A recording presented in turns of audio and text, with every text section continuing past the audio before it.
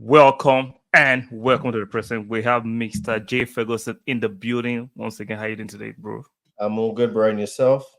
I can't complain after this kind of victory, whether it was aesthetically pleasing or not. A victory is a victory. That A what victory. matters. Victory. That's all what matters. Business end of the season. Exactly. So I would have loved it to be more exciting to the eye. Yeah, I love an Mhm. eye candy sometimes, but sometimes I prefer the nutritional value than the candy itself. I hear you. So let's when you saw the starting 11, were you Mhm. concerned? Were you confident? Or you're like, Ateta, why will you make so much changes? There were like visibly five changes to the starting level. Were you confident or you're Yeah. concerned? As soon as I saw the team, I was like, about time. Oh, really?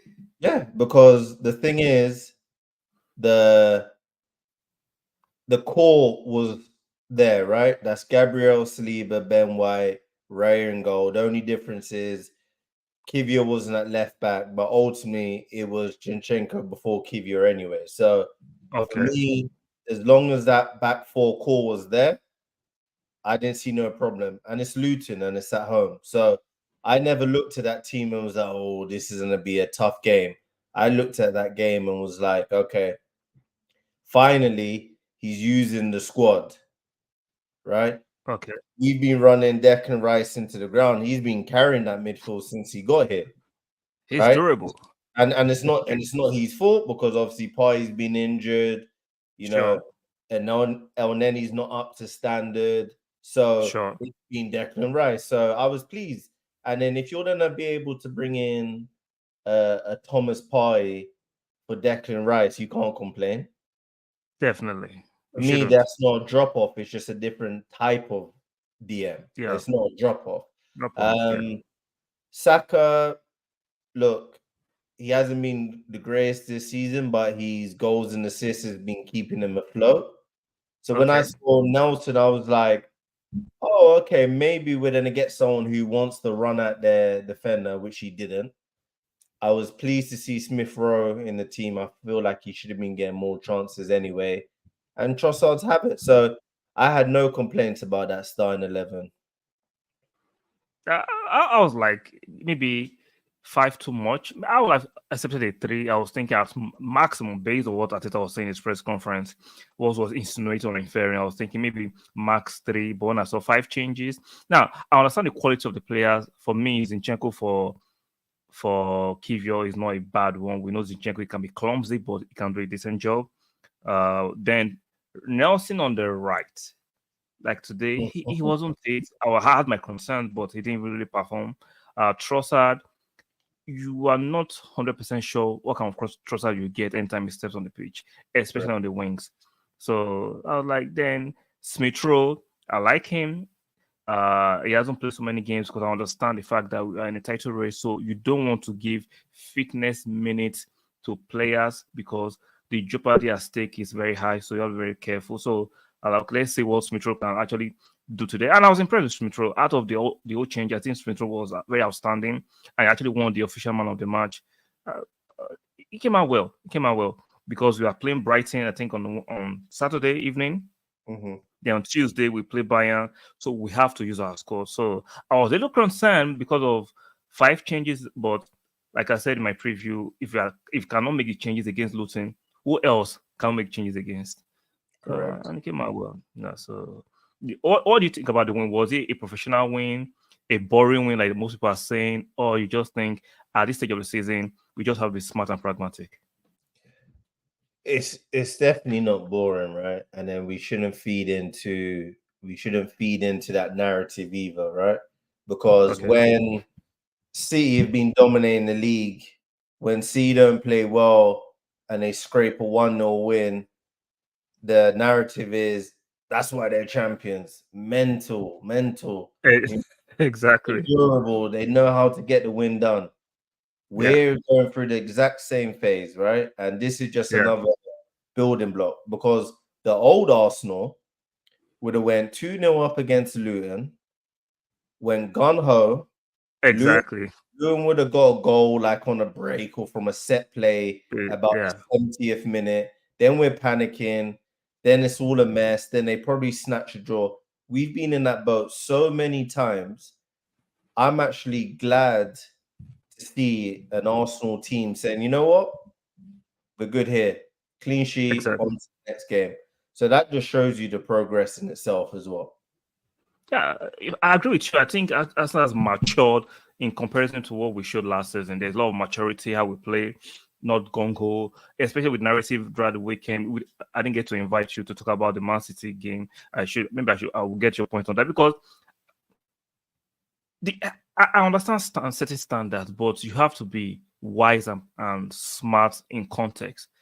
Like people were saying, we packed the bus. I didn't believe we packed the bus against it. I just thought we were smart with what was happening at that time. And like you said, you have to be play the game and not the occasion.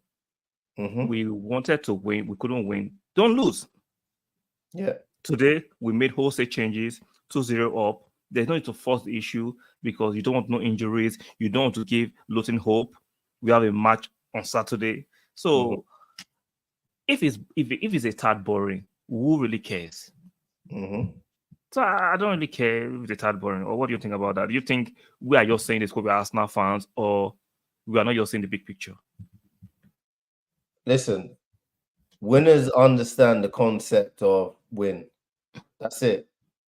The people who I even remember, before, like, when some newer teams come into the Premier League from Championship and they're trying to play out from the back, they're trying to play silky football, and then they get battered. I remember Norwich. They come up, battered, sent straight back down to the Championship. Everyone's like, oh, but they play great football. Then on the other hand, you've got the likes of like your Sam Allardyces who just set up to stay up, and that's it. So it's, what do you prefer? Now, obviously, it's two different contexts because that's relegation. This is title, but the same point still stands. Exactly, the principle is there. We're trying to win the league. Sure. So ultimately, I don't see that as boring. I see it as just efficiency. Sure, exactly. That's a better way of putting it. I think the word choice is very important because I don't like the word boring when you are being sensible and being pragmatic. I don't think that's boring, especially if we've lauded managers that have done the same thing as winners and champions, but you're going to call this boring. But then I guess what's the definition of boring when it applies to football? What would you say the definition of a boring game is? Like I said, it depends on the context of the game. If I'm playing a final, right, and I have to be pragmatic and boring and I win it, I don't care. But if I'm playing a league and I'm playing 10 games and all 10 games I was really pragmatic, even in games I should have been a little bit expansive, then that tag you can say boring. But Arteta has not been boring. We've been blitzing teams. In the last 11 games, we had exciting games. So if against City and against Luton, in context of what we are trying to get, we are in the Champions League, we are playing 3 games every 3 days, I'll be boring sometimes because I don't have the energy to dispense across those games. So I have to be smart and boring. So it depends what you're looking for. So but that's how I define it. But then also my thing is this, right? Yeah. Defensive games, depends how you look at it, is not always boring. Right? It's not always boring. It's a tactical battle was taking place. And if you look at things at surface level, just because the game wasn't 5-0 or 4-3 is boring? No. Sometimes you just gotta appreciate professionalism for what it is. Ultimately. Don't you think sometimes it's just banter from the opposition fans who are just bitter that Arsenal just didn't go to City and just get battered? Yeah, because what you got right from opposite fan standpoint, the reason why they call it boring, because that's a safety blanket for them. Sure. Oh, you can win a league, but you play boring football. That's what they want to say. Right? Do you see what I mean? It's the exact same way. It's the exact same way, Man United last year win the Carling Cup, their fans saying, oh, we won a cup, we had a better season than Arsenal, right? Yeah. Arsenal fans on the other end maybe say, yeah, but it's just the Carling Cup. But Cup. equally, if we won the Carling Cup, we would celebrate that and say you didn't Sure. win it. So Yeah. it all comes down to the narrative. But the fans were saying, "Oh, Arsenal part the bus," or "It's boring." That's just to help them cope. Yeah, that's a fair point. That's a fair point. I'll appreciate if fans were more. I won't say great if fans were more objective. Like we can actually be more objective with our conversations, but unfortunately these days nobody wants to be objective. It's either dumb down banter, which I don't call it that. Banter is kind of witty, but what fans do sometimes is just hyperbole, pure lies, like pure nah. So the line is not banter, hyperbole is not banter, but it is where it is. It comes with territory. I'm not complaining. It is where it is. Odegaard scoring the goal and the own goal from I think one of their defenders made it 2-0. I think Luton actually put up a decent fight Mhm. uh, because they have a few injuries and they stopped us in the second half. Even though we're conserving energy, I think we didn't give it everything. But Luton actually they were organized and they stopped us. And fair game to them. Or what do you think? You think we should have scored more goals? You think the opportunity was there, or we just did the sensible thing by just being conservative and keeping our energy for the next few games?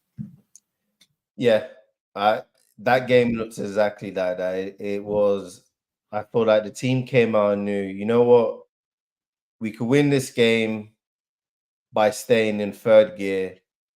We know the goal's gonna come eventually. Let's try and Sure. keep the ball. Let's keep on pressing them.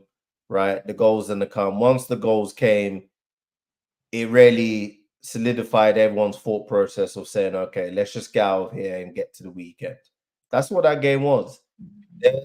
No one was trying to flick into fifth gear in that game, right? That's fair. Yeah, that's fair. Yeah. And I think all of them came out with the mentality of, you know what, third gear will be enough. And then once you get that goal before going in at halftime, Sorry.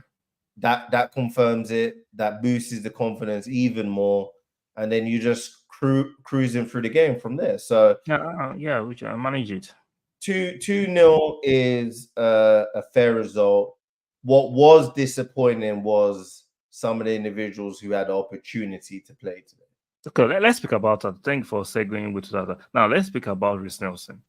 I've been an advocate for Reece Nelson. I think he should earn some game. I don't think any player deserves any game time. You should earn it based on your training and how you show up. It was poor today. Like right now, I've got to the point that I cannot be benevolent to Reece Nelson anymore. Mm-hmm. Like he's not of the standard. He's not of the standard. Even as a squad player, he's not of the standard.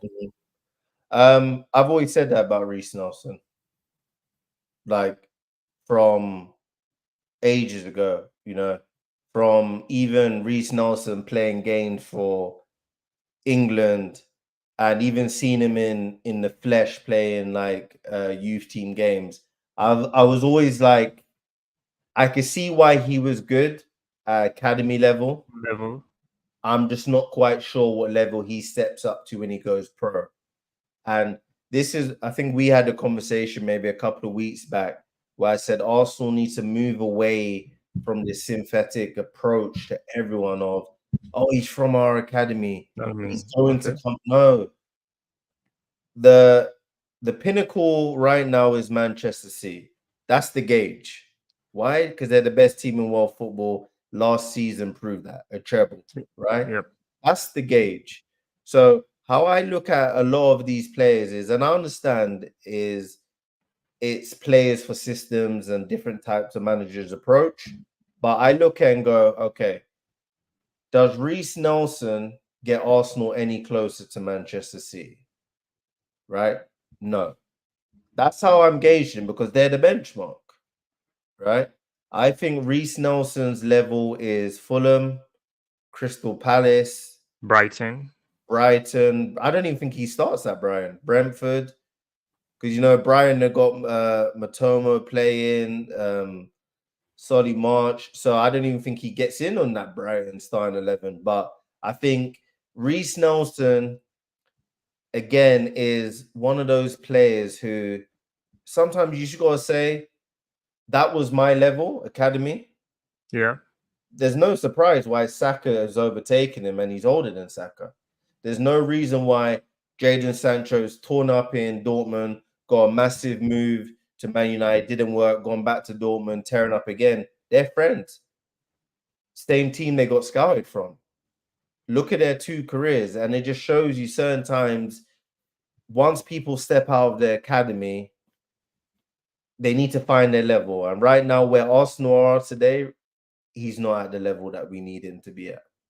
Yeah, I understand what you're saying. My gripe with Reece Nelson was not that he's of the level, because I've had this conversation with my friend, Mr. Fosa. Maybe he's listening. He knows that. See, there is no way. This I say, right? Even the top class players, because egos are involved. Like people say, let's get a replacement for Saka. I'm like, be careful what you wish for. Or let's get on that Martinelli. It's not possible, because a Martinelli or Saka type of player will not sit on your bench. So you have to get a player who might not be as good as the Martinelli or Saka, but not far down as Reece Nelson. I disagree. Who understand their okay. I disagree with the element of, because I've heard people say that before, saying you've got to be tactical about the person you bring in, because it's that person that they want to sit in the bench.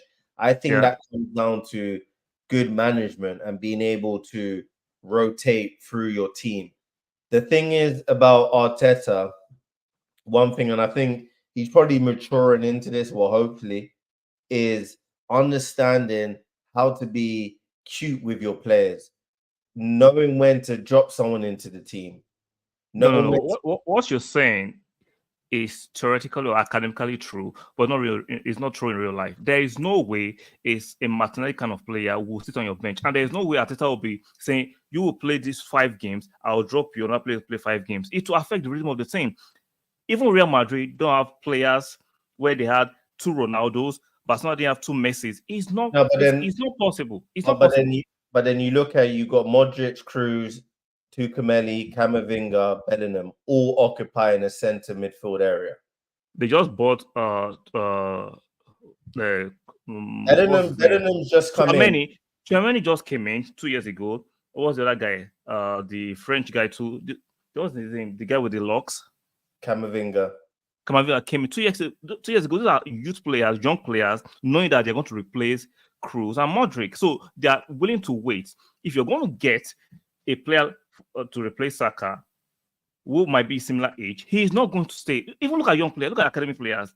Once they get the agent talking to other players, they're taking a move. They're not more patient like they used to be patient before.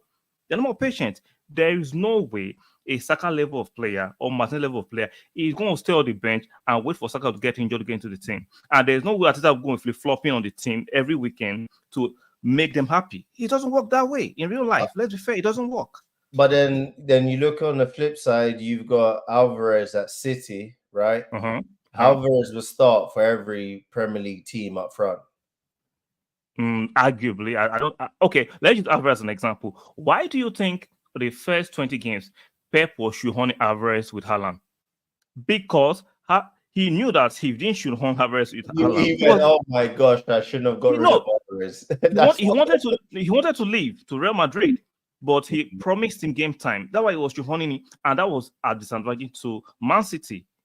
Until now that he knows that he can't leave because the transfer window is closed, and it's almost the end of the season, he's now chopping and changing. He was shoehorning Alvarez with Haaland because he didn't want the player to leave. Players now have power. So players now have power. But then when you've got the likes of Salah, Gakpo, Diaz, Nunez, right? Yes, Salah predominantly plays out on the right side, but it's nice to have that rotation, and Klopp's able to balance that. He barely rotates Salah unless he's injured. No, because Salah is the difference maker, but so they know that one position's gone already. So that means we're fighting out for striker or left wing forward, right? But there's still 3 of them was battling for that position ultimately. Yeah, the rest are always injured. If you look at Jota is injury prone, Gakpo is in and out of form. So it's Nunes that's always chopping and changing. I've watched a lot of Liverpool games. Because the reason, and I tell you the reason why. Why Klopp's been able to do that, right? Is very no. He hasn't done that.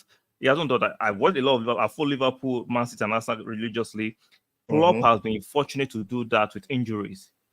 No, So but when I'm talking about the identity of the type of player, right? okay, If you look at right, those players they're on the cusp. They're not what you call elite, and they're better than playing for Fulham, Brian, like we just said about Reece Nelson. They're on the cusp. okay, So Gakpo is better than Reece Nelson, but he's nah, because nowhere near. I don't believe that. You Even think Liverpool fans complain. They complain about Gakpo. They Reece say they're not Nelson's seeing better than enough. Gakpo? See, I won't take Gakpo at Arsenal. I No, won't no, take no, him. that's not the question. Do you think Reece Nelson is better than I know Gakpo? I know he's better than Gakpo. A lot of people say, "Oh, you're chatting shit." I'll tell you why. See, sometimes because he was bought from Holland, we always think he's superior. No. I watched this guy. He's hot and cold like Reece Nelson. Reece Nelson played well against Liverpool. He played against Brighton this season. And look at the shit show he had today. He's hot and cold. Gakpo is like hot and cold too. Nah, no way you could tell me Reece Nelson is better than Gakpo. I'm not taking Gakpo. See, you're not going to see. Follow my concept. Both players are not great players. They're not, but if you had to choose one, I'm choosing Reece Nelson, and I'll tell you why. The reason why a lot of people are looking at Gakpo that way because he was bought. If Reece Nelson too was bought, look, you mentioned Sancho. I don't rate Sancho. I told my friend who was a Manchester United fan when I was saying that Sancho is a bomb. I was kidding. They brought him to Man U. He found out the level of the English Premiership. He has never been on the level of the English Premiership. Some players are overrated because you bring them from the foreign land. You think they're supposed to click. It doesn't work that way. Werner is another example. Pace merchant. Let me borrow your word. That's the quintessential pace merchant. No brains, all pace. It was at Chelsea, bombed up. He went to Germany. He scored a few goals. People like, oh, maybe he has changed. No. He's still a dud. They brought him back to Spurs. Same thing. But because Reece is an academy player, they say familiarity breeds contempt sometimes. Because we are very familiar with him. We see him all the time. I'm not saying Reece is great, but I'm saying in context of the conversation, we're talking about Reece and Gakpo. Both of them are terrible. Both aren't even Gakpo. It's terrible too. It's terrible. And then what about Diaz? I'm taking Diaz 29. He has shown flashes. He's not that great. You would have Reece Nelson instead of Diaz? No, because Diaz is better than Reece Nelson. Definitely, is better than Reece Nelson. Diaz better than Reece Nelson. I just say Gakpo. Gakpo will not. I will not take Gakpo. Basically, what I'm trying to say is you be technical about, because I get that, you don't directly know, especially in this day and age, directly bring in a superstar for another superstar, right? Yeah. Like the Galactico Real Madrid days have gone, right? It didn't even work. If you remember Galactico didn't work. We had Roberto Carlos, Zidane. It didn't work. It didn't, but then I also remember, the days of having Henri Bergkamp, Wiltord Carnu. Like those days are gone, having four. Well, if you remember those days, right? Those players need a hierarchy. And those days, players that's what I mean. So that's why now. Yeah, players were not in a hurry to leave. The players were not in a hurry. I remember players were not in a hurry to leave. But these days, a player has 2 good games. He's telling the manager, why am I not playing? Yo, calm the F down. 2 good games. If you don't play them, they are leaving. So those days are really. But that's why now you've got to play the game of you buy from just the tier below, who almost see is playing for Arsenal as a privilege. You go after those type of players because those type of players. Yeah. If someone's coming from a Brighton to an Arsenal, they've made it in their mind. That's a massive move. That's the type of players you go for. Like you bring at that time, trust me, if they have a few good games at their agencies, some people are tapping them up. They start thinking, maybe I'm the shit. Maybe I'm the ish. Now, Trossard is a great example, right? From Brighton at 29 or 28 to Arsenal. This is maybe his last big move, his last chance to play the Champions League. That could work. But we are getting a 23-year-old, 24-year-old, then comes in and he has one great season. He doesn't sit on the bench anymore. He doesn't want to understand that it's hierarchy. He can go elsewhere and be a starter. That's fine. Then we go get to become a better selling club. So I, I understand what you're trying to say, but I just think, that's the only way you push the level forward, right? We've got yeah, to get out of the mentality of, oh, we can't bring no one to challenge Saka. We can't bring I'm no not one saying to that. challenge I'm not saying Martin. that. I'm But not saying then, that. but I didn't that's say what we that. have to do. But that's what we have to do. No, that was say I was hoping Reece Nelson will push that level. Unfortunately, it's not clear he can't. Oh no, I could have told you that from when he was 18. He was not going to push that level. Like Reece Nelson is a bang average Oh, British. that's a bit too harsh. Reece Nelson is absolutely bang average, and you know what I mean. These things catch up with you. And you know what it reminds me of? Okay, remind me. I remember because my dad, he watches every type of football. Don't matter what level it is, he watches every type of football. And I remember on Eurosport in the UK, they used to show the youth Champions League games. And there used to be this black guy on the wing for Barcelona. And he was bigger, stronger, quicker than everyone. It Oh, looked like he was playing with kids, running from one box to the other like a game, scoring, scoring, scoring. I was like, this guy's gonna be crazy. You know who that guy was? Adama Traore. When he was in the academy, I remember watching this guy at 15, 16, and he was already big, strong. oh, And when you look at him at that level, you're like, oh my God, this guy, they've got another one. Barcelona, they've got another star. Look at the career, right? You get caught out because now you're not playing against 16, 17-year-olds what you're quicker than, anymore. stronger than. You're playing Yeah, against men man, who've also got speed, who've also got strength. Now you've got to start thinking. It's not about pace anymore. anymore. Yeah, And that's what Darman Troy was, just raw pace. And no that got brains. all the way up to about 21, 22. Then he got found out. Barcelona's like, he hasn't got the technical ability. The guy ended up being on the bench at Wolves. From Barcelona to Wolves, right? Yeah, So it's like that with Reece Nelson. And I remember he used to be the exact same, running past people at academy level for fun. He has super confidence, banging in goals from 25 yards out. But then the level catches up with you. no put him. Yeah, I agree with you. I agree that it's not good enough, but I just bank want 20, average. I just want 20 million for him, then I'll be happy. Okay, hopefully we get. I think we get something for his nursing. I think this should be his last season, hopefully, and we keep him moving.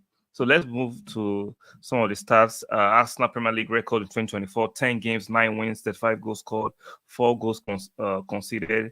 Wow, these are some impressive stats. Mm-hmm. Very, very impressive stats, and I'm loving this. Do you think we can still win the Premier League?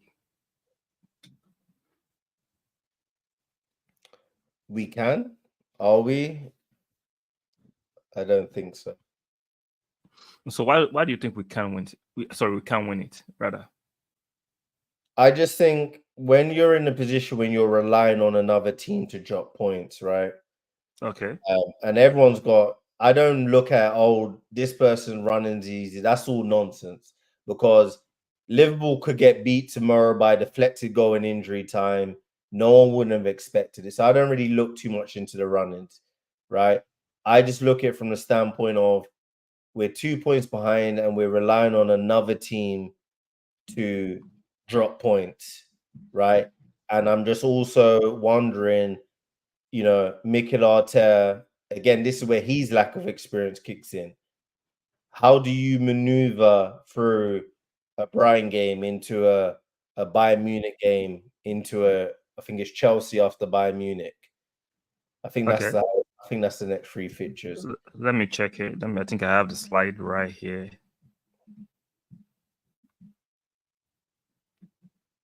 After Brighton, Aston Villa. Oh, then Aston Villa, yeah. So it's Brighton. In between that game is Bayern, then it goes Aston Villa, right? So I'm interested to see how does his experience, how does he manage that? Because this is new for the players and it's new for our manager.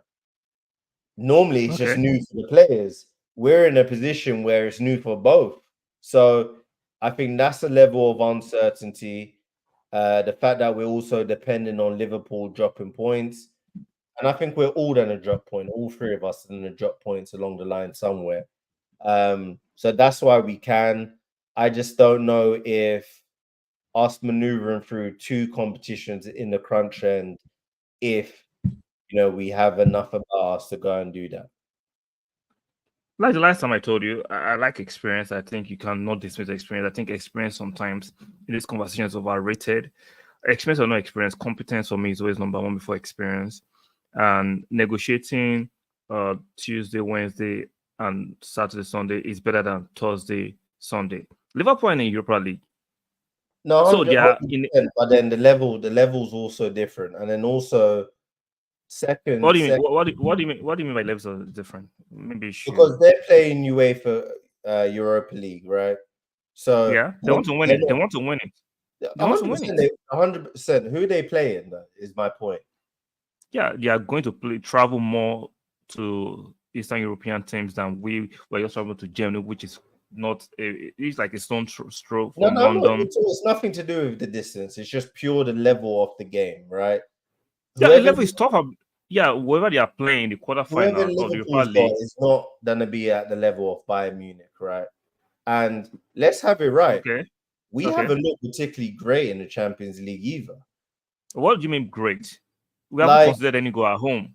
What do you mean? Sometimes I think we underrate what Arsenal has performed getting back to the champions. We've not considered any goal at home in this Champions League. No, 100%. I think just in the Champions League, you got to think this is his first time, and some of our games. It doesn't mean if you have quality players and Bayern are not the old Bayern. These Bayern are beatable. They can be battered. I'm not worried about Bayern. I'm just trying to say that the fact that we've got a manager who's also newly experiencing this as well, right? Yeah. That does play a part. And the simple reason is he's still learning of, okay, what's my best approach for a European game? Who am I going to maneuver out my starting lineup in the league game to potentially help me with this game? He's still going through all of these questions himself. I don't think so. We as fans are not going through this question. I think he knows what he's doing. Now, does he have the experience like the other managers? He might not. Like I said, competence always beats experience. Experience for me is overrated sometimes. If you have good players and you know what you're doing, you can maneuver these things. No, 100%. But then you say he knows what he's doing, right? I think so. He's still going for, regardless of which, if he thinks he knows what he's doing, you don't know what you don't know, right? He's never been at this level playing a European game as a manager, right? That's the harsh reality of it. You don't know what you don't know. And there's going to be certain things that you feel, I feel like I could do that. I've studied for that. I'm confident I could do that. Then there's little variables. There's little nuances what kick in. I remember specifically that Porto game at home. They were so streetwise against us, and we just wasn't cute enough to deal with certain of their things. Like, soon as we go to close down, a little bit of contact, they drop on the ball, get the free kick. They take their time. I disagree with you. I think I disagree with you. I think the refereeing in that Porto game was one of the worst refereeing. The referee was constantly being coined, and that's not you could call it streetwise, which is fair. But if you look at it with objectivity, the referee ruined that game. Porto players were cornering him. That's not based on Arteta. The only moment I think Arteta would have done was to not let Martinelli make that rash decision of trying to cross that ball at the 90th minute. See, let me ask you a question. If Martinelli did not make that silly mistake and we didn't concede that last minute goal, will your view on the Porto game change? Will you still think Arteta was naive? I don't think so. It was a sole mistake. I'm not calling him naive, but I'm trying to say he would have learned from that game. Yes, definitely he learned from that game. But I think if you drew that game 0-0, if you drew that game 0-0, you will not have the certain opinion of Arteta that you have. No, it wasn't. My opinion on that poor first leg is nothing to do with Arteta. I'm talking about.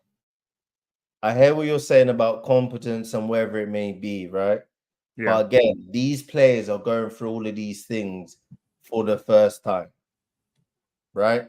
They're going yeah. through all of these things for the first time. Our manager, he can't speak to it to any experience because he's going through it for the first time as well, right? Okay. So all I'm saying is throughout the running and so forth, there's gonna be things what pop up, what we will learn from. So that's why I've always said we would only know if boiling the league is detrimental or beneficial this season because the mistakes what were made there to throw that league away, right? So far, so good. It looks like they've learned from majority of those things, right? I think you are still making a mistake. We lost last league because of two players, Saliba and Tomiyasu. If we had those players, we will have won the league. No, that's too easy to say. It's not too easy to. We can see the significant importance of Saliba than Holding. Holding played. If Holding had played against Man City, we lose that match 100%. But what I'm trying look, we Do but you again, do you agree to that? yeah, but that's still our fault because we didn't adequately recruit. No, no, no, no, no, no, no, no, no, no, no, no, no. You're moving the goalpost. You can't be recruiting with aimlessly because people are going to get It's injured. nothing to Injuries do are with part of it. the game. So Everyone knew. how many? No, no, no, no. How many defenders you want us to have? No, no, I no, could no. have Everyone unlimited number of knew. defenders. Everyone knew Rob That was Holding was not okay, of the level that we needed, right? So let but me just nobody let was me make this point expecting here, right? Tomiyasu and Soliba to get injured Let at the same me, let, time. me, let me make this point here, right?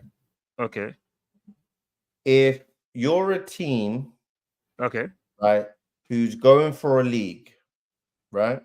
You yeah, get to the January transfer window, okay? okay, And you're looking for reinforcements. Remember, you're going for the league. yeah. You're in pole position as well, and you're going for the league. My opinion is this, right?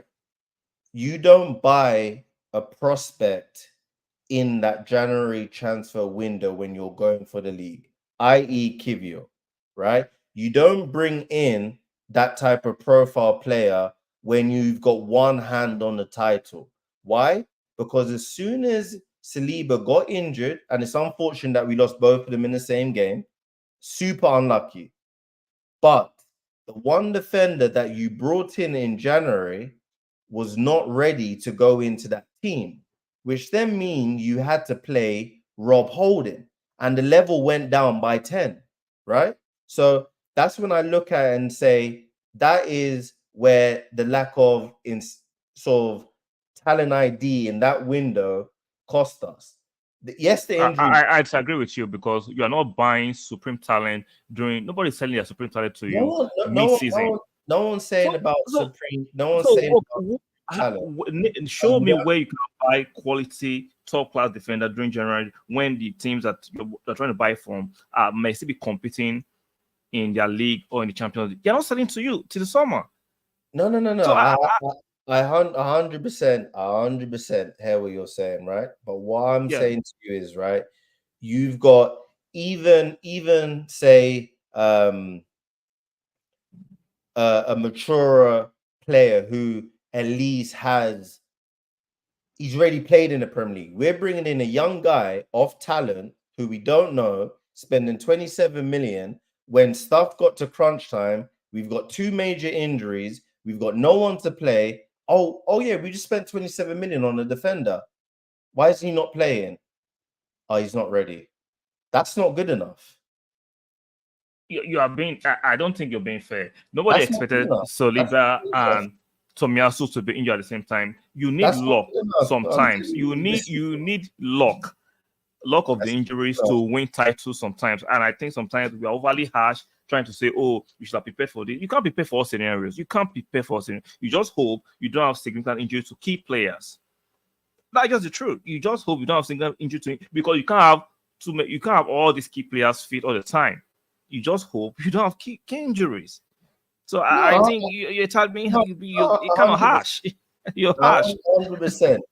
And you know, you see the best in Arteta, but for for me is that comes with the level of experience and foresight, right? Because No. So if if why I push back is if Haaland gets injured tomorrow, touch wood, I'm not praying for. I don't pray for them to have injuries.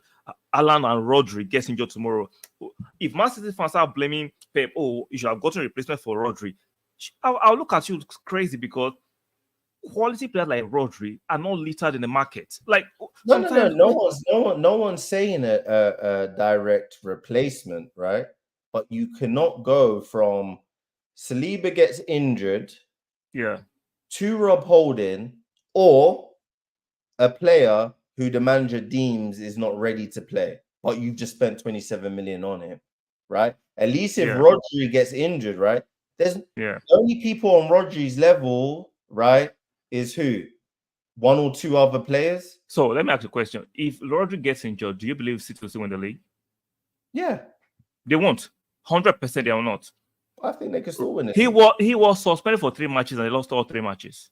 They don't win the league. If Rodri gets injured today, bye-bye to the league for City. Let's not play games.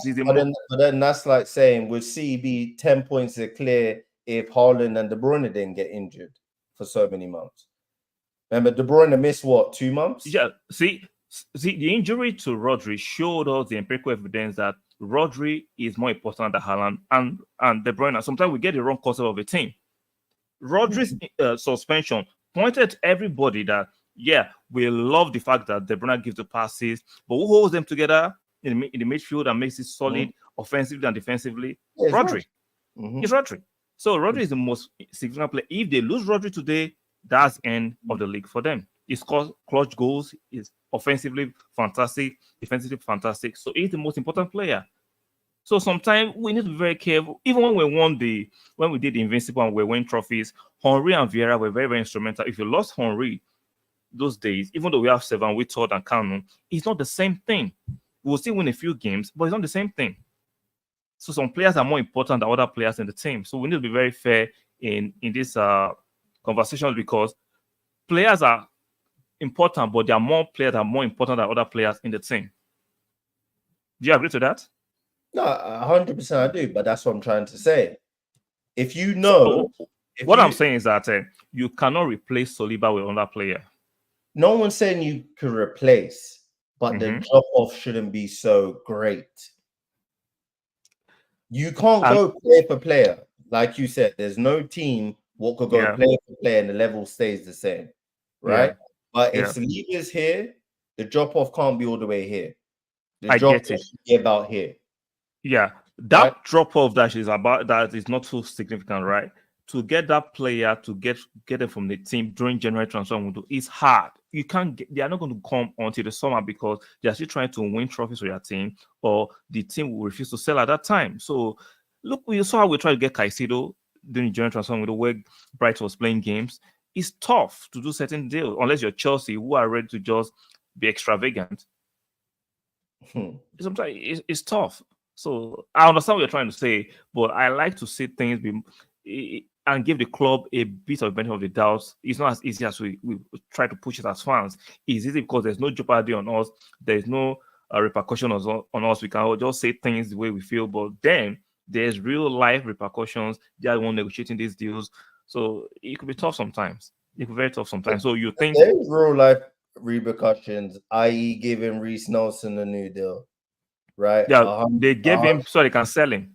100K, right? Instead of saying, okay, look, I know I'm trying to do this whole English quota thing or whatever it may be, right? Also, question: if Arsenal meant to be this project youth and so forth, right? Do you think he's done a good enough job sprinkling in some academy talent into this team during the season? Or do you think he's not in a position where he can?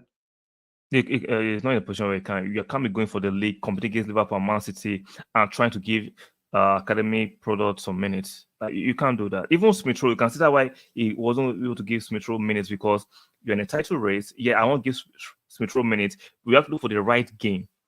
Mm-hmm. that you can do that. You can't be doing. I don't like the hypocrisy of some of the Arsenal fans. You want Arsenal to compete with the highest honors. You can see the juggernauts you are competing against. I want them to do Project Shoot. You can't do both. You have to choose your I'm weapon. just saying I would prefer to see when Ranieri in that team instead of Reece I, Nelson. I would love to say him, but where will he play? No. But this definitely could have played that PSV game, group stages, 100%. No, I understand people are saying that I've brought in a few youth that, but that time they are still trying to see the chemistry of the team and give the older players who you will need for the running some game time. So Arteta can't win both. I understand that, but I see why he cannot afford to do that. Maybe see if Arteta has won a league or a Champions League, maybe next season when it's more relaxed, the pressure is, he will. I know he will. He knows that a lot of Arsenal fans want him to win something. He will. I know he will do next season. He will give more minutes to youth players next season. I think he will. So you still think Liverpool will be the one to clinch this title, or you I think think it's Man Man City City? will win the league. How? I just have that feeling about them. Experience. Just say experience. I just think. See, no, because when you look at it, right, Okay. I think overall the two Mm-hmm. best teams are Arsenal and City, right? Okay. I think Liverpool are definitely playing a level above themselves, right? Liverpool are Okay. almost like that shock like we was last season, right? That's how I see Liverpool. They rebuilt that midfield. They bought 4 midfielders in one go. Klopp's leaving, fairy tale ending, blah blah blah. Okay. It's almost like it's just clicking in place for them. But I don't, as weird as it may sound, I don't feel like Liverpool's level should see them at the top of the league, as weird as that sounds. Like when I watch Liverpool, I don't watch I them. understand. I understand what you're saying. I don't watch Liverpool and go, that's why they're Uh, top of the league. Last year yeah. with Arsenal, you could see why. Yeah. The previous years with City, you could see We why. see why. Yeah. With Liverpool, I'm always like, Lucky results. There've Been a lot of lucky results. I remember the Crystal Palace game. I was watching it, and man, I first on the phone talking how they won the game at Selhurst Park against Crystal Palace. It was a smash and grab. They didn't deserve to win. There have been so many games Liverpool have actually committed robbery, figuratively or metaphorically. It was literally a robbery, but it is what it is. But So good on I them. understand. It's better having 3 teams and not see 20 points clear. So, Yeah. you know what I mean? Whoever wins the league this year, Yeah. they deserve it. They deserve it. Yeah, I still think Arsenal will nick it. I think our defensive record. I think our defensive record will see us through. I think the boys have learned. I think City is overrated. I know they have the experience. They've done the 3P. I just think they're still changing. Even today, they won, right? If you watch the game, I watched Aston Villa versus City game. The result flatters City. Everybody shouting, Rob Hood had a hat trick. Yeah. But if you watch the game, you know that the results, City deserved their victory, but the result flattered City. So, but it is what it is. So I just think Arsenal will sneak in and they'll win it. All this, Arteta, can he manage Champions League and Premier League? Well, we If you don't. have it, Listen, the beauty about it is all of yeah, these questions and discussions will are be answered. will then be resolved in a few weeks' time. What is it? Yeah, sure. What is it? 7 weeks Yeah, into all of, 8 weeks. 8 weeks. Into all of this is answered. So, because my point is this, right? Yeah. Based on last year, where we gifted that league, right? Now we're back again. Everyone thought last year was luck. We've come back this year and proved no. We've improved. We've gone up a level, right? Our defense is the best in the league. Our goal scoring is the best in the league. Our manager's now got 4 or 5 years underneath his belt, right? So with all of that put together, what's going to be the narrative if Arsenal win nothing again this year? For me, I still going to keep up Mikel Arteta. I'm not hearing No, about selling. I'm not saying, oh, if he doesn't win anything, he should get sacked. Yeah. I'm gonna just say, what's the coping mechanism for this year if we don't? Because last year it was See, this is when the individual has to have some brain. If you're an Arsenal fan and you are pissed off with this season, if we don't win it, peradventure we don't win it, you are an animal. I'm sorry, you are not animal because you can see how tough the league has been, how competitive this league has been. So even though you miss out, you didn't do a bad job. It is okay, what it is. but at what point do you say no? We need to win this year, or is there never that point? I want us to win this year, and I No, want no, no. United to win it. I'm saying if we don't win this year, Next year we will. and if we don't win that year, I'm saying at what point do you say no, no, no? We have to win this after year. next year. After next year. But why after next year? Because I can see the steady trajectory and progress Arteta is making with the team. He came to a shit show. We had Bellerin, Kolasinac, Aubameyang, and he has systematically changed the team. Look at our backline, the best in Europe, in my opinion. The number says it. We don't concede goals, don't concede chances. We are scoring goals. There's maturity in the team. The team is progressively. You can see the progress. Empirical evidence that there's progress. So why would we throw that away? Because of some glory hunting for now. Eventually, we saw Pep struggled for the Champions League for how long before he won. Eventually, it will come. It will eventually come. Pep, a lot of club. It took him how many years before he won the league? How many years it took him before he won the league? So let's be fair in the analysis. It's a different thing if we're playing poorly, we're not doing anything right, then it's sacking. But this trajectory, I'm saying, so it's nothing to do with sacking. I just want to hold the club and fans accountable because every year we can't keep on saying, no, don't worry, we're building next year. Next year comes, nothing to show for that again. We are building against a juggernaut. We are building against a juggernaut, against Man City, one of the best teams we've ever seen. Look at the money Man City have invested, quality of players. But Liverpool have also won the league during that time. Once. Yeah, better than us. But so we'll do it. How long did it take Klopp to win it? Was it on his fifth year? Yeah, how long has that been here? 5th year? No, 3.5. It came in December. People like to push it to it came in December in a shit Premier League. It came 8th. Then the following season. All right, so we're saying season 24-25. And if not in that year, then we can have the conversation. We can have the street conversation that what's going on here. But I believe this season he's winning something. I personally, now you don't have to believe me. That's my opinion. It's debatable. We will find out in 7 weeks, like you said. I believe Arsenal is winning something this season. I believe so. The league or Champions League? I'm more confident about the Champions League, but I think I can do the league too. Yeah, I'm more confident with the league than Champions League. Now, I'll be 100% with you. I believe we're going to win a double. But tell me, which one are you more confident to win? I think the Champions League, because the way we are primed our defensive attributes. See, the reason why, in my opinion, Arsenal never won the Champions League because he kept on playing the same way he was playing in Premier League in Europe, and that didn't work. But Arteta is a quick learner. He has adapted a defensive solidity that if we don't going to win, we're not losing. We're not conceding more than 1 or 2 goals. So defense win you championship. Attack win your games, and we can score goals. And I love the fact that this team can score a goal and defend with their lives, and I like that. I love that fact. So I just think we will win something this year, and it's more for me the Champions League. But I think I'm winning a double.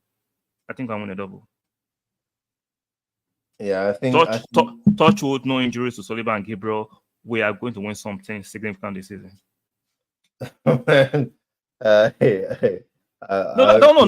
That's very important. Any team, if you lose any significant player in your team, it's gonna, like I said, if Marty loses Rodri today, they are done. If Salah gets injured, don't get in. Yeah. So those things are very, very important. Yeah, 100%. Yeah. So where do you think Liverpool are dropping points? Let me show you where I think Liverpool will drop points. I have the slide.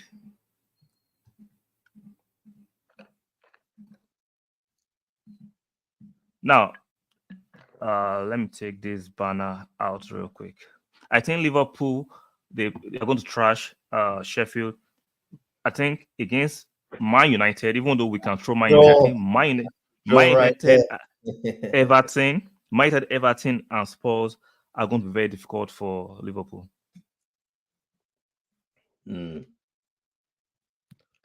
Yeah, I don't like that Brighton game for us. I think for me that's one of the easiest games we ever play. Yeah. Because they play to our strength. Brighton like to attack without no holds back. They play effervescent football. They like to play up. Teams that play like that, I love them. Their spaces behind for Saka, Martinelli to run into, Kai to glide into. But all those defensive games, like let's say we are playing the likes of maybe you are playing what are the defensive team in our running? We don't even have any like Aston Villa can be defensive and have a bit of a shit house rate. Aston Villa, like, that would be a tough game. When people say Arsenal have the toughest game, I always laugh because all the games they're going to play, these teams want to play ball. Yeah. If they want to play ball, it's for advantage. So if I look at Liverpool's running, win all of the remaining games, the only tricky game there is Man U because of their ego. All the Chelsea want to play ball, Chelsea can't even defend. Chelsea can't even play low block if you want to do it. So they can't play it. So we're going to be Chelsea. Spurs, they love to play ball. Spurs will come out and play. We will beat them. And we did that last season. Bournemouth love to play ball. Everton, if Everton have actually secured their Premiership status, they will be on the beach, chilling. So when people say, "Oh, Arsenal had hardest running," I'm like, it looks like that on paper. I was telling Mr. Foster the other day that if Liverpool was playing Everton at the beginning of the season, I'll say 5-0 to Liverpool. But when you are playing Everton in the next 4 weeks, and Everton are trying to secure their Premiership status, the spirit of the game is different. At the Goodison Park, the spirit of the game is different. But if you hear, Liverpool playing Everton, easily they should take the points. But when they go to Goodison Park in a few weeks and Everton wants to stay in the Premier League, I'm sorry. I wish you best of luck. Wish you best of luck. And Crystal Palace is a tricky game for everybody. And okay, let me ask you another question. Do you think Spurs will lose 9 points against Arsenal, Liverpool, and Man City? No. Exactly. And who plays Spurs first? We do. And I like that. So there's no way Spurs are losing to Arsenal, then lose to Liverpool, then now lose to Man City. Ain't gonna happen. Now it's possible. It is possible, right? But Spurs will fight for it not to happen. So. Yeah, I don't think they will. Exactly. And I told you that Arsenal Man City game would be a draw. Told you, man. Yeah, you're right. Yeah, you're right.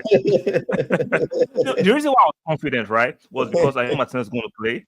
Like, okay, do you think if Martinelli was fully fit, we get it? I think we win that game if Martinelli was fully fit. That ball to Trossard that he didn't have the pace to push the ball. If that was a fully fit Martinelli on that wing, he's gone. No, I don't even think even if he was in, I think how it shows that Arteta has come up to that level now where he could tactically swing with Pep now. That's shown because every single time the last couple years it's been 4-0, 3-0, 2-0, 4-1, right? So that's why I was saying to you it's a draw because it's also a progression. You don't go from getting battered every year, home and away, to all of a sudden going there and winning 3-0, right? That more comes next year. So this was the next step. This was like, okay, we didn't go head to head with you, right? People say boring, part the bus, or whatever it may be. Who had chances in that game? We had the better chances, two chances than them. We had better chances. What I mean? So what all you saw in that game is two managers who are at the same level tactically now. That's what that showed you. That's why they just basically kept on blocking each other. That's why they looked like that, right? Because Arteta's finally came up to that level. Right? Because before, that game would have been 3-0. Job done for Man City. Bye-bye. Right? Yeah. I just think if I understand that, but I think if we had our players fully fit, we might have nicked it. We have done a smash and grab. We have just nicked it. I just think we have nicked it. Defensive, we are better than them defensively. We are we're better than defensive. We're 100% better than them, but I just think that's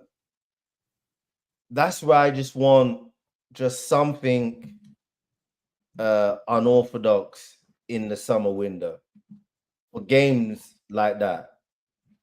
Like, I know Martinelli's got, like I was saying to you on a previous thing, he's got that chaos factor, he's got the movement, he's got all of that, right?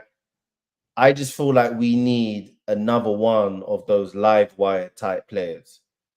I think we'll find one. They are difficult to find, but we'll find one. I know I'm sure they are doing their scouting and talking to a few agents. I think we'll find one. For me, we need another winger so that if Martinelli or Saka are carrying a bit of a knock, somebody that can actually do the job at that level and there's no drop off. Because that's where I look at and say, you know, having like the sort of links to Gyökeres and stuff like that. It makes sense because if everyone's enjoying Havertz, Giroud-esque type hold-up play, right? Yeah.